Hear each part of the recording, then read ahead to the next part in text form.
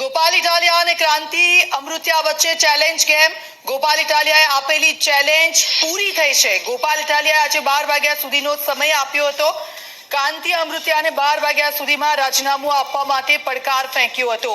બીજી તરફ ક્રાંતિ અમૃતિયાએ પડકાર પર નિવેદન આપ્યું હતું. ક્રાંતિ અમૃતિયાએ આગામી સોમવારે રાજીનામું આપવાનું કહ્યું હતું અને સોમવારે બંને એક સાથે રાજીનામું આપવાની વાત કરી હતી. રાજુ અત્યારે સતત એક જ વસ્તુ તમામ જગ્યાઓ પર ચર્ચાઈ રહી છે. એકબીજાને જે ખુલ્લી ચેલેન્જ ફેંકવામાં આવી હતી ગોપાલ ઇટાલિયા અને ક્રાંતિ અમૃતિયા તરફથી, અને ત્યારબાદ જે જનતા છે તેમના પર રિએક્શન સામે આવ્યા હતા. 12 વાગ્યા સુધીનો સમય આપવામાં આવ્યો હતો. ક્રાંતિ અમૃતિયાએ સોમવારે રાજીનામું આપવાની વાત કરી હતી અને ગોપાલ ઇટાલિયાએ આપેલી ચેલેન્જ આખરે પૂરી થઈ હતી. અને હવે શું થશે એ જોવાનું રહેશે. આજે 12 વાગ્યા સુધીનો સમય ગોપાલ ઇટાલિયાએ આપવામાં આવ્યો હતો અને તેને લઈને સતત ચર્ચાઓ થઈ રહી છે. જનતાના પણ રિએક્શન અલગ અલગ આ બાબતોને લઈને આવી રહ્યા છે. હિતલ પારેખ અમારી સાથે લાઈવ જોડાઈ ગયા છે. હિતલ, અત્યારે તમામ જગ્યાઓ પર એક જ ચર્ચા થઈ રહી છે. એકબીજાને જે ચેલેન્જ ફેંકવામાં આવી છે ગોપાલ ઇટાલિયા અને ક્રાંતિ અમૃતિયાએ તે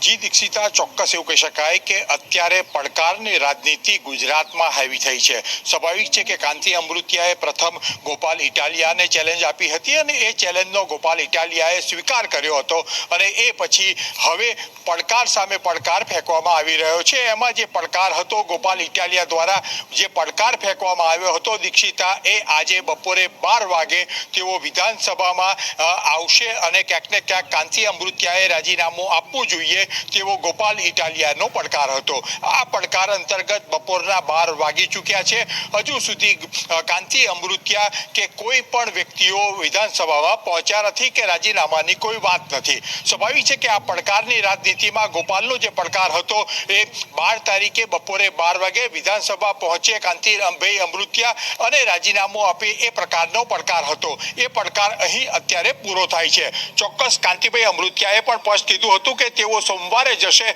અને પોતાના ટેકેદારો સાથે જઈને રાજીનામું આપશે અને ત્યાર પછી ગોપાલ ઇટાલિયા પણ રાજીનામું આપે. આ પડકારની રાજનીતિ અત્યારે આગળ વધી રહી છે અને હવે તેના જે કાઉન્ટડાઉન છે, કાઉન્ટડાઉન આજે પ્રથમ કાઉન્ટડાઉન હતું એ અહીંયા પૂરું થાય છે. હવે સોમવારે જોવાનું છે કે ક્રાંતિભાઈ અમૃતિયાએ જે પડકાર અંતર્ગત જે ઝીલ્યો છે પડકાર અને સોમવારે પોતાના ટેકેદારો સાથે આવીને વિધાનસભામાં રાજીનામું આપવાની વાત કરી છે એ પાડે છે કે કેમ, એ એક મોટો સવાલ રાજનીતિમાં ઊભો થયો છે.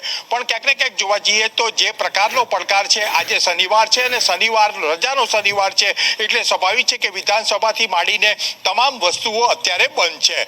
પણ સાથે સાથે જોવા જઈએ તો જે ગોપાલ ઇટાલિયાએ રાજીનામું આપવાની વાત છે એ પણ એક ટેકનિકલ મુદ્દો છે, કારણ કે ગોપાલ ઇટાલિયા ધારાસભ્ય તરીકે ચૂંટાયો છે ચોક્કસ, પણ વિધાનસભામાં અધ્યક્ષ સામે તેને હજુ ધારાસભ્ય પદના શપથ નથી લીધા. એટલે આમ સીધી રીતે જોવા જઈએ તો એઓ ચૂંટાયેલા ધારાસભ્ય કહી શકાય, પણ તેઓએ હજુ શપથ નથી કર્યા એટલે ધારાસભ્ય સત્તાવાર રીતે બન્યા નથી. જી દીક્ષિતા.